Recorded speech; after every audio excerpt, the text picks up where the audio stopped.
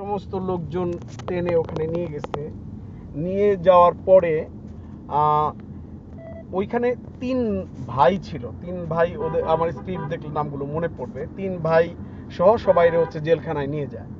জেলখানায় ওদেরকে নিয়ে যাওয়ার পরে ওইখানে যখন গণহত্যাগুলো হয়, ভয়ঙ্কর একটা হত্যা, সেই জেলখানার থেকে একটু পাশেই একটা কাদা মাটির ডোবা সবাইকে পুঁতে রাখে। হ্যাঁ, এইখানে নানান রকম ক্যারেক্টারের নানান রকম ভেরিয়েশন আছে। যেমন একটা খুব কম বয়সী একটা মেয়েকে যখন পাকিস্তানরা ট্রেনের হিস্ট্রি নিয়ে যাচ্ছিল, তখন ওইখানকার যে জেলার ছিল, ওই জেলার এটা প্রতিবাদ করে, বলে যে না, ওরে নিও না, এই ইয়া করে। পরে তারপরেও নিয়ে যায়। পরের দিন মেয়েটা খুব রক্তাক্ত অবস্থায় ওই জেলখানাতে আবার ফেরত দিয়ে যায়। প্রতিদিন মেয়েদের যে সেল থেকে মেয়েদের নিয়ে যাইতো ওরা সার্কিট হাউসে, আবার পরের দিন সকালবেলায় ব্যাগ দিয়ে যেত।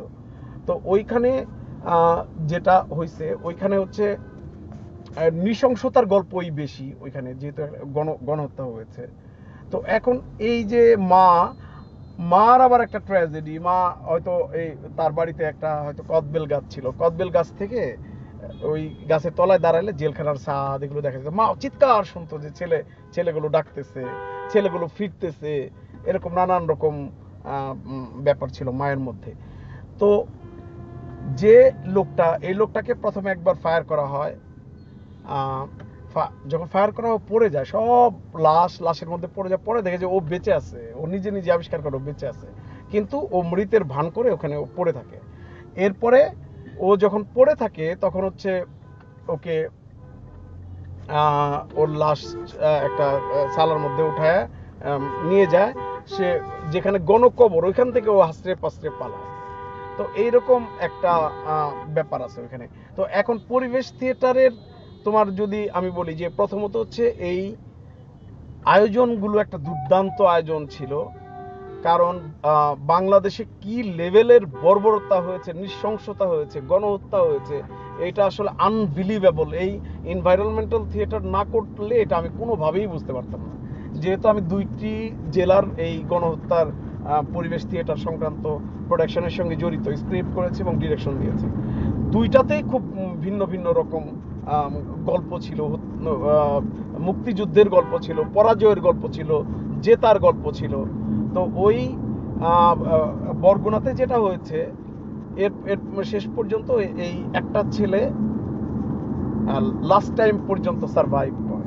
তো এই টোটাল গণহত্যার গল্পের মধ্যেই আমরা নানান রকম ফিউশন করবার চেষ্টা করেছি। এখন আমরা যে জেলখানায় যেখানে এই হত্যাকাণ্ডগুলো হয়েছে, ঠিক ওই পরিবেশেই আমরা করতে চেয়েছিলাম, কিন্তু ওই পরিবেশে করাটা সম্ভব হলো না। কারণ হচ্ছে ওখানে একটা কবরস্থান আছে, এটা খুব সেন্সিটিভ বিষয়। পাশে যেহেতু একটা গোরস্থান হয়ে গেছে, গোরস্থানের পাশে তো আসলে ড্রামা করা যাবে না আমাদের সামাজিক, ধর্মীয়, রাষ্ট্রীয় প্রেক্ষাপটে। ফলে আমরা আসলে সেট ফেলে পরিবেশটা ক্রিয়েট করবার চেষ্টা করেছিলাম, একটা জেলখানার সেট। মানুষজন এসে একটি জেলখানায় দেখছে। আমার আর্টিস্টরা জেলখানার ভেতরে, দর্শক জেলখানার বাইরে দর্শনার্থীর মতো। তো ওখানে সমস্ত ঘটনাগুলো ঘটছে, একটার পর একটা ঘটনাগুলো ঘটছে। এই আপাতত আমার আর মানে মনে নাই আর কি বেশি কিছু। তুমি প্রশ্ন করলে আমি উত্তর দিতে পারবো। আপনি যে স্ক্রিপ্ট করেছিলেন তার আগে কি স্পেসটা দেখে এসেছিলেন? হ্যাঁ, একদম। ওখানে আমরা 3-4টা ফিল্ড ওয়ার্ক করেছি, ওখানকার কিছু লেখা কালেক্ট করেছি। আর বেসিক্যালি যে ভদ্রলোক এখনো জীবিত, এটা একটা, এই ভদ্রলোক নিজেও মনে করেন যে এটা একটা মিরাকল ব্যাপার, কারণ তাকে 3-4 বার গুলি করেছে ওইখানে। এবং এমনও হয়েছে পরে পাকিস্তানের যে মেজরটার নামও আমি বলতে পারছি না, স্ক্রিপ্ট দেখলে বলতে পারবো বাসায় গেলে। সেই মেজর একসময় বললো যে ওর হাতে তাবিজ আছে, ওর তাবিজ খুঁজে বের করো, নাহলে ও মারা যাচ্ছে না কেন। এরপরে তার হাতে তাবিজ খোঁজা হয়, আসলে তার তাবিজ নাই।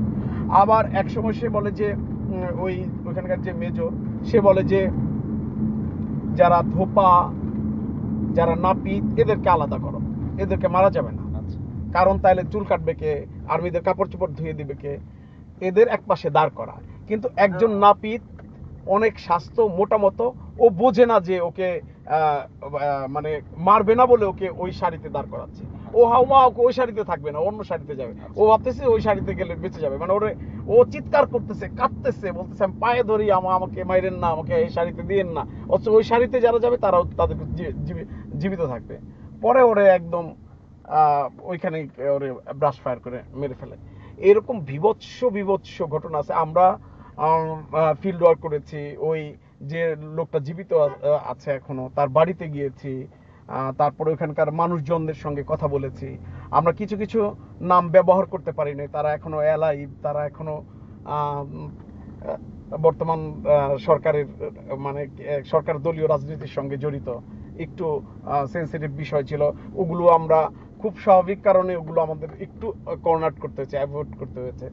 এছাড়া ওভারঅল আমরা একদম ভয়ঙ্কর সত্যগুলোই আমরা ওখানে বলবার চেষ্টা করেছি এবং বলতে পেরেছি। এবং যেটা হয়েছে, এই সময়ের যারা বর্তমান সমকালের যে মানুষ কিংবা যা প্রজন্ম, যা তারুণ্য, তাদের কোনোভাবেই এই গণহত্যা সম্পর্কে কোনো ধরনের ধারণা ছিল না যে এরকম একটা ম্যাসিভ হত্যাকাণ্ড এখানে হয়েছে। ফলে কি হয়েছে, তারা যখন এগুলো দেখেছে তখন তাদের মধ্যেও কিন্তু এক ধরনের চেতনা তৈরি হয়েছে, এক ধরনের দেশপ্রেম তৈরি হয়েছে, এক ধরনের মুক্তিযুদ্ধের অনুভূতি নতুন করে তাদের মধ্যে তৈরি হয়েছে। এটা আর আমি আমি আমি বলবো যে ধরো পরিবেশ থিয়েটার আর প্রসিনিয়াম থিয়েটার কিংবা মঞ্চের ভেতরে যে নাটকগুলো, দুইটার আসলে দুই ধরনের মেজাজ তৈরি হয়, কিংবা দুই ধরনের ভাইব্রেশন তৈরি হয়, কিংবা কমিউনিকেশন পাওয়ারও দুই ধরনের। যখন যে পরিবেশে হত্যাকাণ্ড হয়েছে, ওই পরিবেশে যখন ওই ক্যারেক্টারগুলো আসতে শুরু করে, তখন আসলে অভিনেতারাদের মধ্যে এক ধরনের রিয়ালাইজেশন হয় যে হ্যাঁ, এখানে এই হত্যাটা হয়েছিল, এই রাস্তা দিয়ে এই আর্মিগুলো জিপ নিয়ে এসেছিল, এখানে অমুকে মারা গিয়েছিল, এখানে অনেকখানি ব্লাড পড়া ছিল। পরিবেশ থিয়েটারের এরকম এরকম কিছু অ্যাডভান্টেজ রয়েছে, যেগুলো আসলে সত্যি শিল্প মাধ্যম হিসেবে পরিবেশ থিয়েটার অবশ্যই খুবই একটা শক্তিশালী মাধ্যম। প্রসিনেম থিয়েটারের গুরুত্ব নিশ্চয়ই সেটাও একটা অন্যরকম গুরুত্ব। কিন্তু আমি বলবো যে আলাদা করে যদি আমরা বলি যে এনভায়রনমেন্টাল থিয়েটারটা আসলে কি কিংবা এর প্রয়োজনীয়তা কি, আমি বলবো যে অবশ্যই এটি ভিন্ন রকম ভাবে দর্শকদের কমিউনিকেট করতে পারে এবং দর্শকদের ঘটনার খুব কাছাকাছি নিয়ে যেতে পারে এবং ঘটনার পার্ট করে ফেলতে পারে এনভায়রনমেন্টাল থিয়েটার। একটা প্রশ্ন স্যার, যে আপনি তো প্রসিনিয়াম থিয়েটারেও কাজ করেছেন বা কোনো কাজ করছেন, সেই জায়গা থেকে স্ক্রিপ্ট করতে গিয়ে আপনার কাছে কি কি পার্থক্য জায়গায় মনে হয়েছে? আচ্ছা, প্রসিনিয়াম থিয়েটার শব্দটা বলছি আসলে কমিউনিকেট করবার জন্য, কিন্তু প্রসিনিয়াম থিয়েটার শব্দটি আসলে আমার খুব অপছন্দের শব্দ। কারণ এটার একটু ব্যাখ্যা বলি, যদিও এটা প্রাসঙ্গিক না। তারপরে হচ্ছে কারণ কি, আমরা আমাদের যে ধরো আমাদের বাংলাদেশের কিংবা এই সাবকন্টিনেন্টের যত ধরনের পারফরমেন্স রয়েছে, সব ধরনের পারফরমেন্সের অডিয়েন্স কিন্তু চারদিকে দর্শক। এইটা প্রসিনিয়াম স্টেজ কিন্তু পশ্চিমা মঞ্চরীতি, ওরা কিন্তু এটা আমাদের উপর চাপিয়ে দিয়েছে, কিংবা ওরা 200 বছর আমাদের দেশটিকে যখন শাসন শোষণ করেছিল, ওরা ওদের মঞ্চরীতিটা রেখে গিয়েছে। ফলে আমাদের সরকার কি করছে, এই প্রসিনিয়াম মঞ্চই সব জায়গায় করছে, শিল্পকলাগুলোতে প্রসিনিয়াম মঞ্চই করছে। আর আমরা যখন চারদিক দিয়ে দর্শক বসে নাটক করছি, তখন ওগুলোকে আমরা বলছি এক্সপেরিমেন্টাল প্রোডাকশন। বেসিক্যালি আসলে ওইগুলোই আমাদের মূল প্রোডাকশন। আর আমরা প্রসিনেমের সঙ্গে ইউজ টু হয়ে গিয়েছি, এই জিনিসটাও আমার পছন্দ না।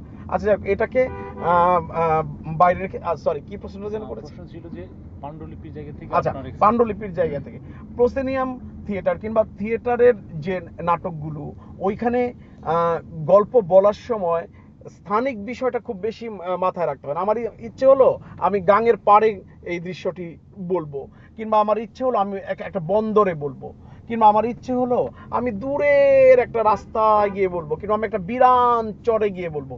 পরিবেশ থিয়েটারের স্ক্রিপ্ট লেখার ক্ষেত্রে এই স্কোপগুলো নাই। যে পরিবেশে হয়েছে ঘটনাটা, ঠিক সেই পরিবেশকে কেন্দ্র করে কিংবা সেই স্থানিক জায়গাকে কেন্দ্র করে দৃশ্যগুলো আসলে লিখতে হয়।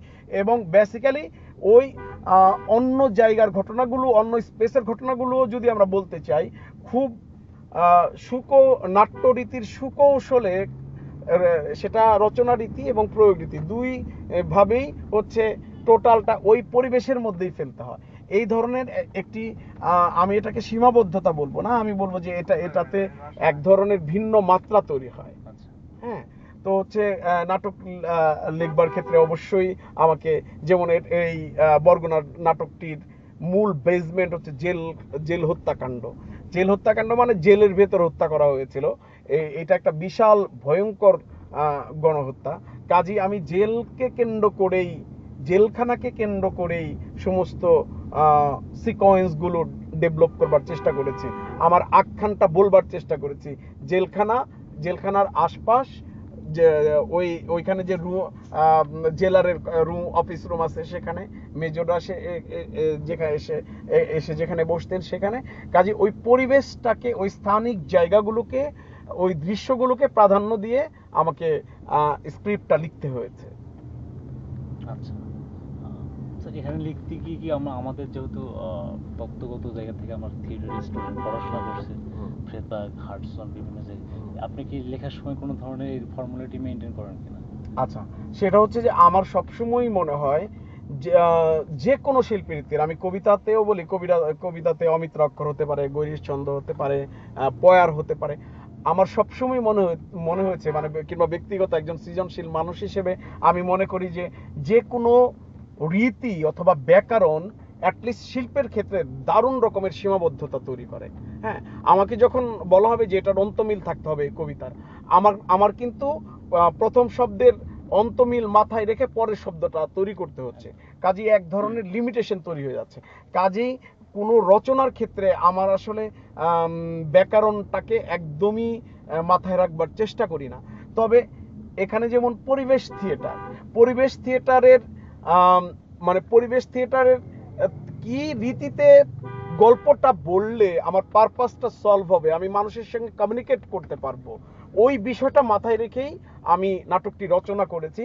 পরিবেশ থিয়েটারের যে মেথডিক্যাল যে সংজ্ঞা কিংবা যে রীতি, সেগুলো আমি খুব একটা মেনে চলবার চেষ্টা করি না। আপনি শিল্পকলা থেকে প্রথমে একটা পেপার দেওয়া হয়েছিল, রিসার্চ পেপার, মানে গবেষণা, আর সেখান থেকে আপনার মূল স্ক্রিপ্টটা কিভাবে তৈরি করলেন, বা কোন কোন জায়গা থেকে উৎসগুলো সংগ্রহ করেছিলেন? আচ্ছা, শিল্পকলার যে তোমার রিসোর্স পেপার ওগুলো আসলে আমার কোনোই কাজে লাগে নাই। আচ্ছা একদমই কাজে লাগে নাই শিল্পকলার রিসোর্স পেপারগুলো। তারা তাদের পয়েন্ট অফ ভিউ থেকে তাদের মতো করে রিসার্চ করেছে। কিন্তু আমি যখন ফিল্ড ওয়ার্ক করেছি, যখন আমি জেনেছি যে এরকম একটি হত্যাকাণ্ড বরগুনাতে হয়েছে, তখন আসলে টোটাল ফিল্ড ওয়ার্কটা আমি ওইখানকার স্থানীয় যারা প্রাজ্ঞজন রয়েছে কিংবা যুদ্ধের সময়ের মানুষজন রয়েছে, আমি তাদের কাছ থেকে পেপারসগুলো কালেক্ট করেছি, তাদের বিভিন্ন প্রবন্ধ। ওখানে সোহেল হাফিজ নামে এক ভদ্রলোক রয়েছে। সোহেল হাফিজ উনি পেশায় সাংবাদিকতা করেন।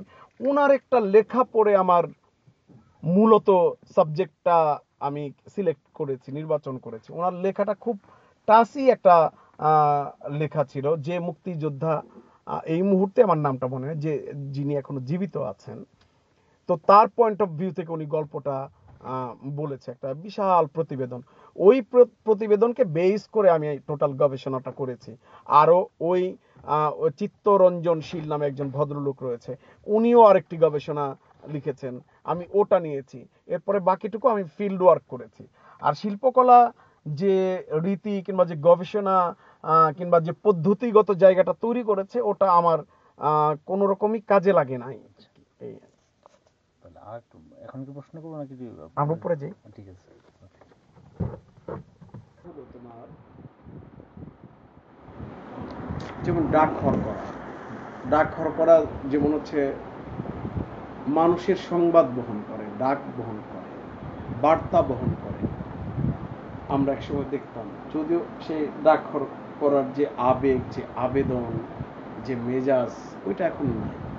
কিন্তু আমাদের এই গল্পে যে মুক্তিযোদ্ধা ফারুক যে চরিত্রটি, এই চরিত্রটি আমার কাছে মনে হচ্ছে যে এই যে তাবৎ গণহত্যাটি হলো বরগুনাতে, এত বড় হত্যাকাণ্ড, এত মানুষ মরে গেল, এত কিছু হলো, এই নির্মমতা, নৃশংসতা, সবার দুঃখ কষ্ট যন্ত্রণা ব্যথা, এদের সংবাদগুলো যেন যুগের পর যুগ বহন করবার জন্যই খুব মিরাকলি উনি বেঁচে আছেন। ওনার বেঁচে থাকবার কথা না, আমি যেভাবে স্টাডি করেছি, ও একটা লোক ওইভাবে বাঁচবার কথা না, তার মরে যাবার কথা, কেউ বেঁচে নাই। একটা লোক কেন বেঁচে থাকলো, কি কারণ? আমার কাছে মনে হয়েছে যে এই লোকটা এই সংবাদ বহন করবার জন্য বেঁচে ছিল, এই স্মৃতি বহন করবার জন্য বেঁচে ছিল, এই স্মৃতি মানুষের দরজায় দরজায় পৌঁছে দেবার জন্য বেঁচে ছিল। এই জন্য আমার কাছে মনে হয়েছে যে প্রাণ হরকরাই যে প্রাণ বহন করে, প্রাণের সংবাদ বহন করে, সেই কারণে আমি প্রাণ হরকরা রেখেছি। মানে প্রাণের সংবাদ সে বহন করছে বিভিন্ন জায়গায়। পরিবেশনা রীতির বিষয় থেকে আমি বলি যে একটা বলা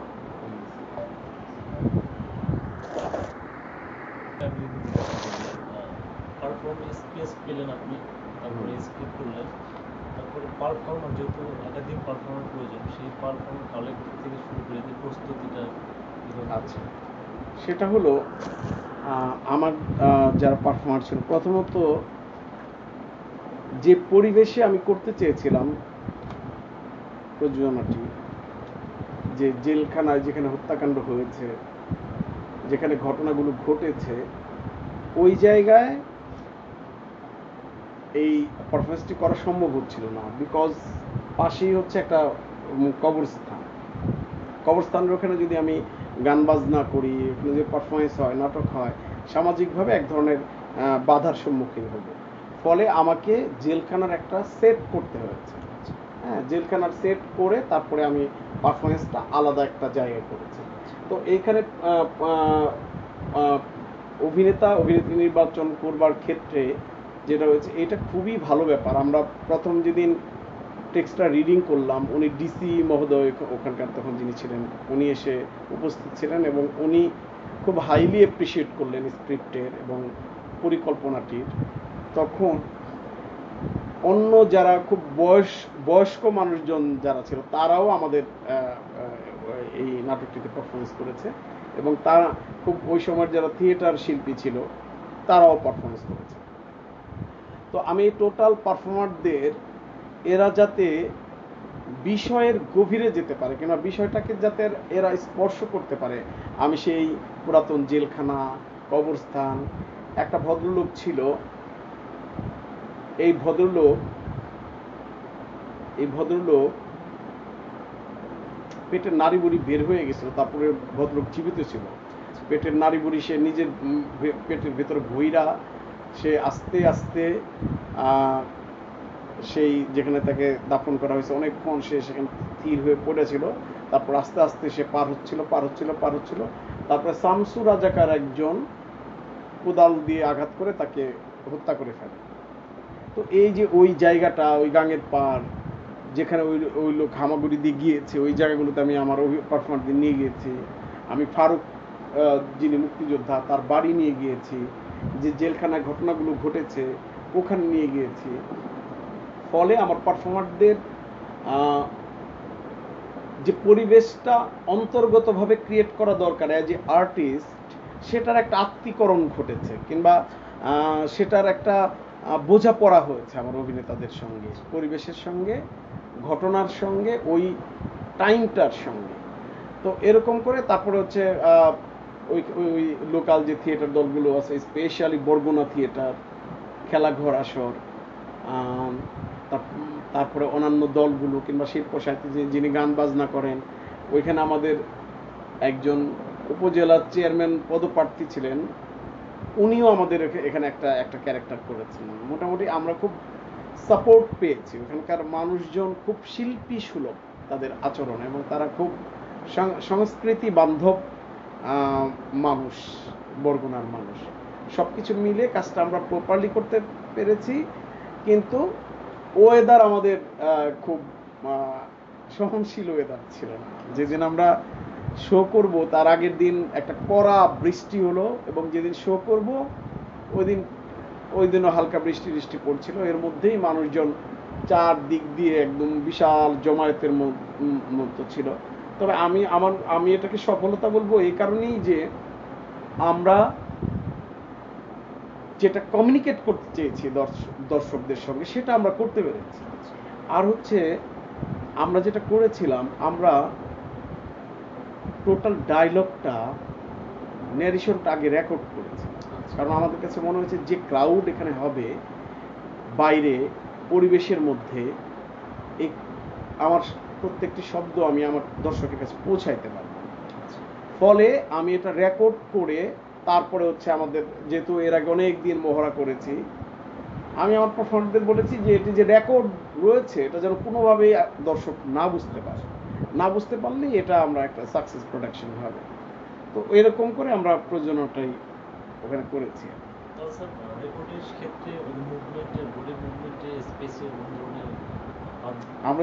আমরা রেকর্ড করেছি যেখানে আমরা মহড়া করি, একদম যেভাবে ব্লকিং, যেভাবে স্পেস, যেভাবে প্রপসের ব্যবহার, যেভাবে আলোটা নিতে হয়, যে টাইমটা লাগে, ওখানে আমার নাটকটাতে আমরা 3 জন অন্ধ ন্যারেটরকে আমরা সংযুক্ত করেছি, এটা ফিউশন করেছি আর কি।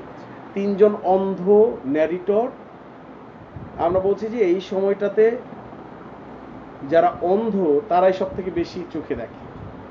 এই 3 জন ন্যারেটর চোখে কালো কাপড় বাঁধা, ওরা একটা স্টিক নিয়ে যে কি বলে অন্ধরা যে স্টিক ব্যবহার করে, স্টিক নিয়ে ঠুকে ঠুকে ঠুকে বিভিন্ন মিউজিক তৈরি করছে আর গল্পটা ন্যারেট করছে এবং আমরা দৃশ্যগুলো দেখছি। ফলে আমরা রেকর্ডিংটা যেহেতু মহড়ার এই সকল স্পেস, যেটুকুন পজ রয়েছে এগুলো মাথায় রেখে করেছি, ফলে খুব একটা সংকট তৈরি হয় না।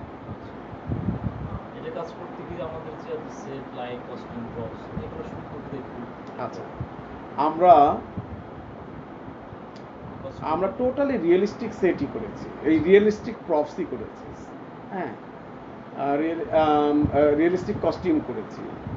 শুধুমাত্র এই 3 জন অন্ধ ন্যারেটরের ক্ষেত্রে আমরা একটু যাতে ওদেরকে স্পেশাল লাগে, আমরা একটা বড় কুর্তা, মাথায় ক্যাপ, কালো সানগ্লাস, স্টিক, এগুলো আমরা দিয়েছি। আর অন্য যে ক্যারেক্টারগুলো ছিল, মুক্তিযোদ্ধা, আর্মি, মেজর, গ্রামবাসী, মেয়েরা যারা ছিল, আমরা তাদেরকে ওই চরিত্রানুগ বাস্তব কস্টিউম দিয়েছি।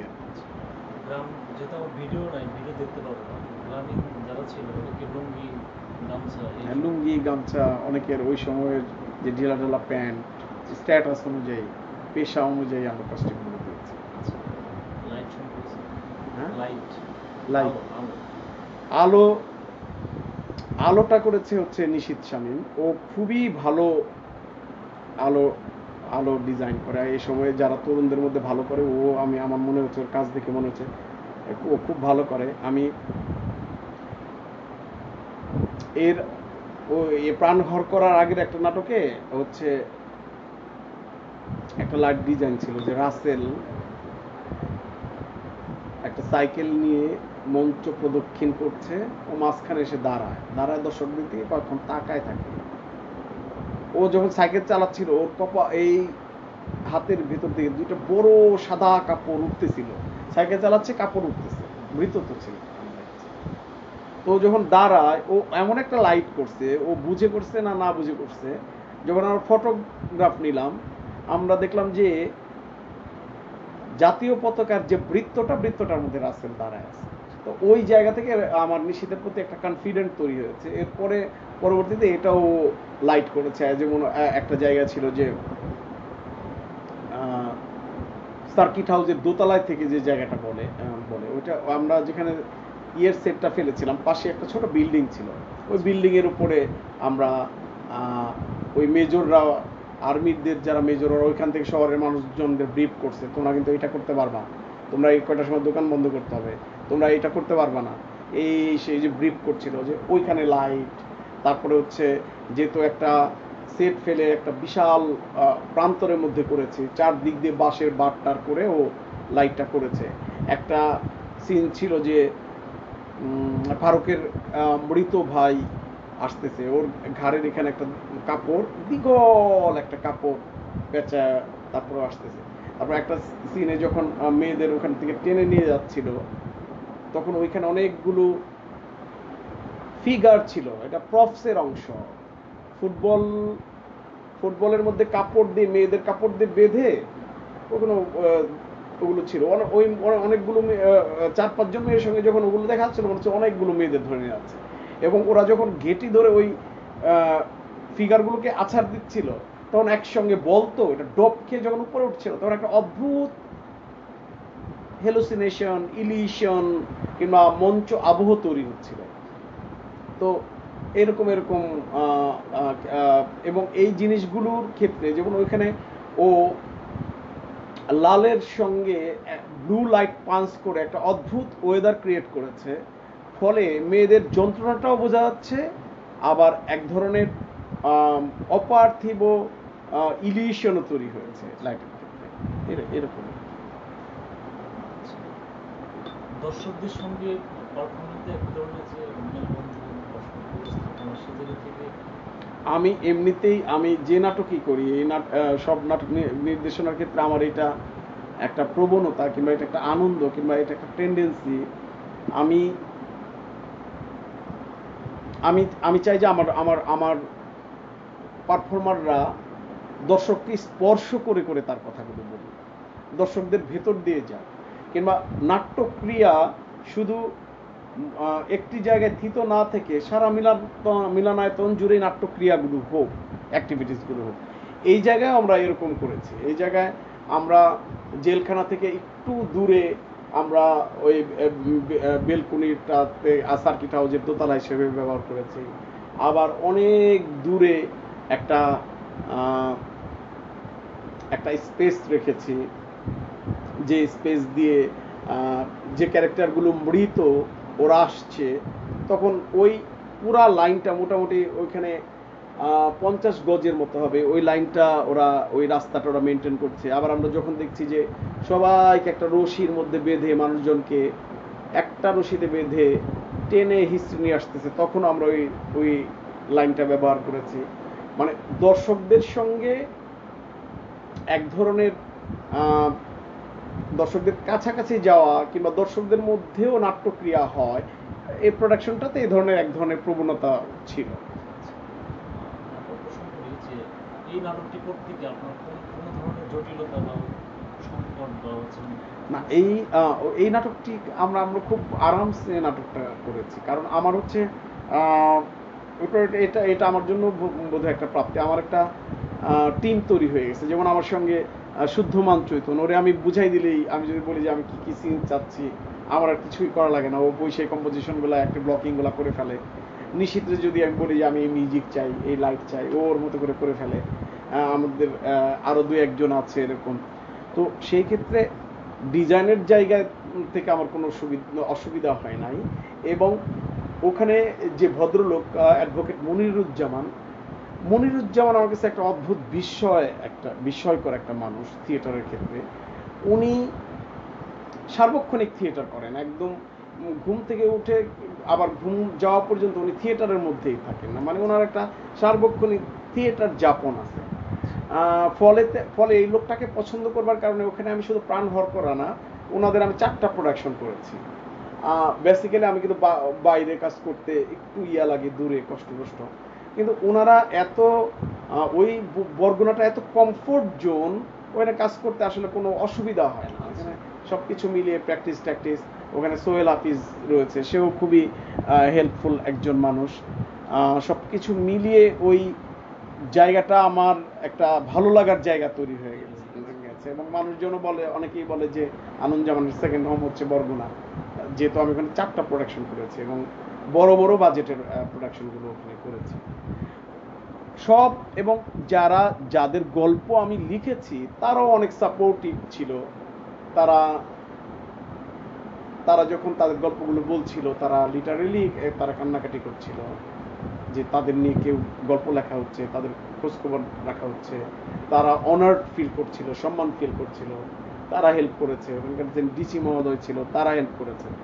যেটা হয়েছে, একটা নাম, উনি রাজাকার ছিলেন, আমি আমি আমার ব্যক্তিগত গবেষণা এবং ওখানকার যে প্রবন্ধগুলো ঘেটে যে নামটা পেয়েছি, এই নামটা সম্পর্কে একটু এসছে যে এই নামটা নিয়ে কনফিউশন, ওনারা যেটা বলেছে যে এই নামটা নিয়ে কনফিউশন আছে, আসলে উনি এই কারণে এই কাজগুলো করেছে, নানা রকম বিতর্ক রয়েছে।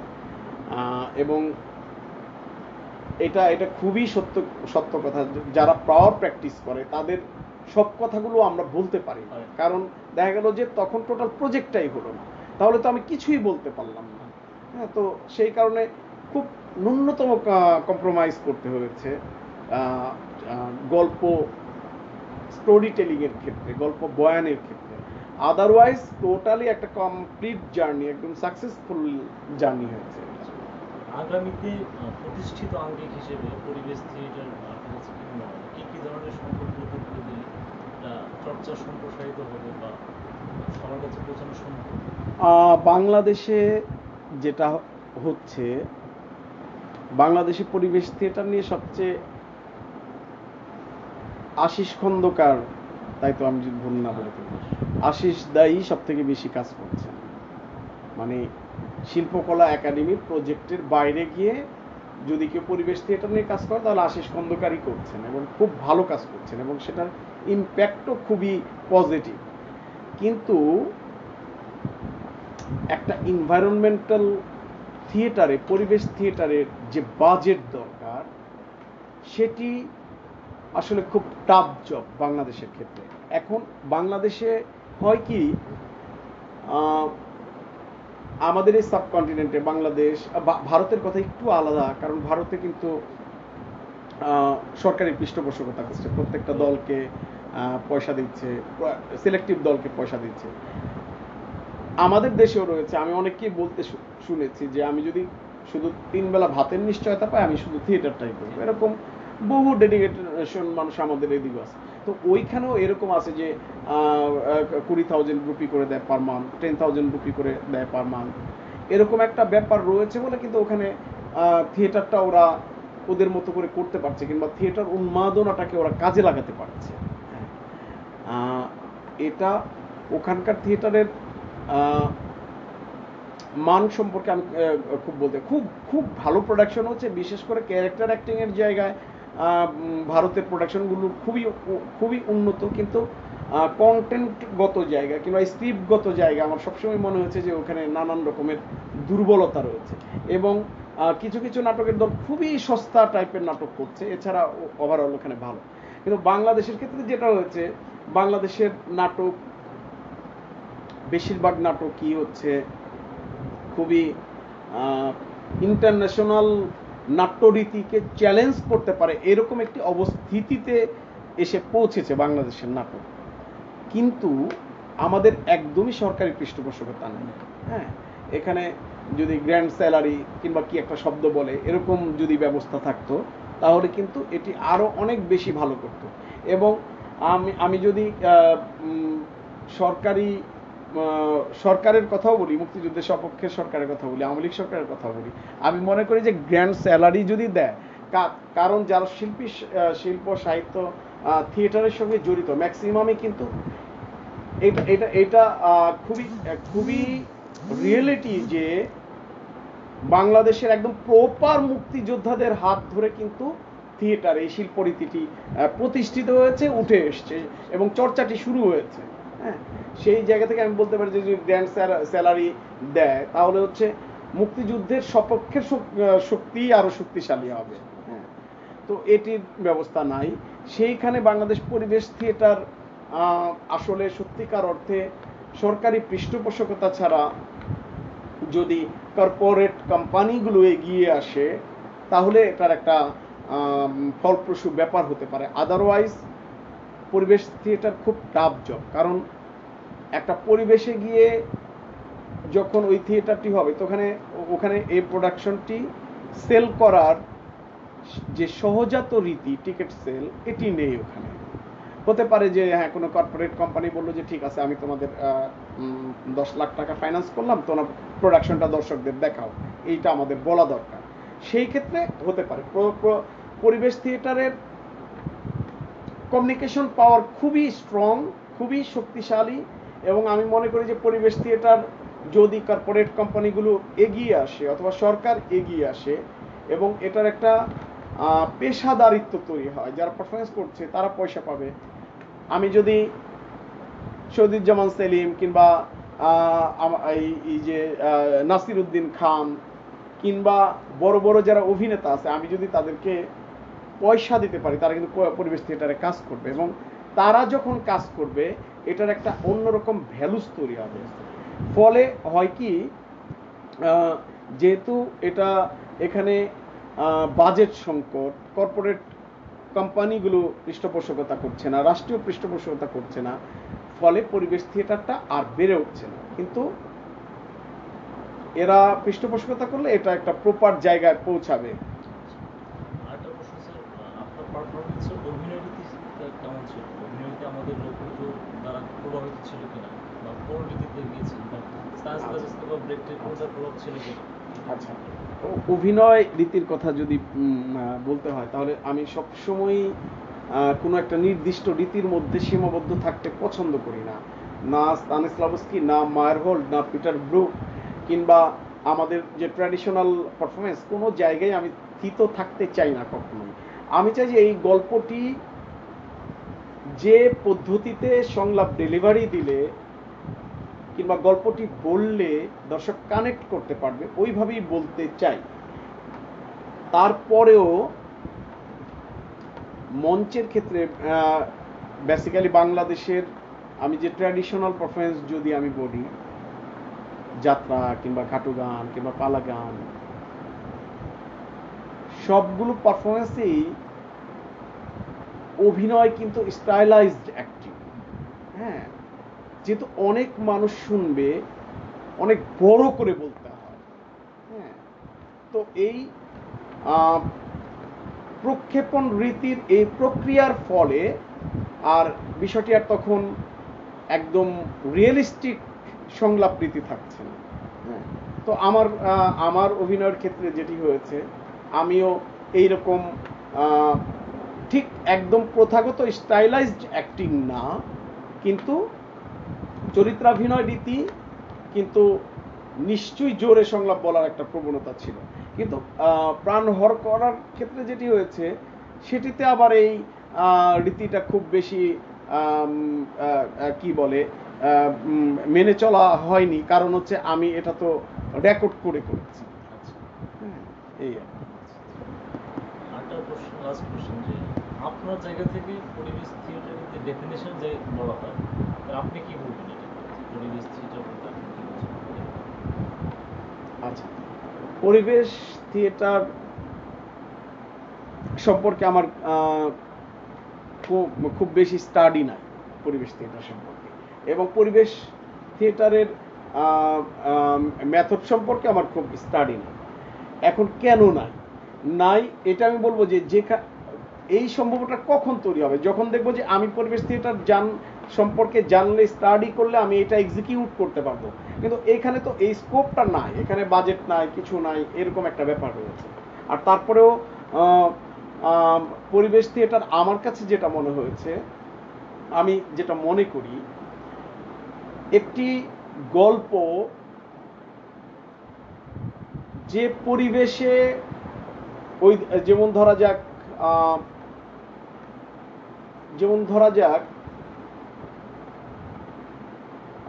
আমি একটা প্রাণ হর করা দিয়ে বলি, যেমন ধরা যাক যে প্রাণ হর করা যে নাটকটি, এই নাটকটি, এই ঘটনাটি ঘটেছে জেলখানা, এবং এর বেশিরভাগ দৃশ্যই ওখানকার সার্কিট হাউস কিংবা জেলখানার যে প্রাঙ্গণ কিংবা পাশে যেখানে ওরা লাশগুলো পুঁতে রেখেছে, ম্যাক্সিমাম ঘটনাটা হচ্ছে এখানে।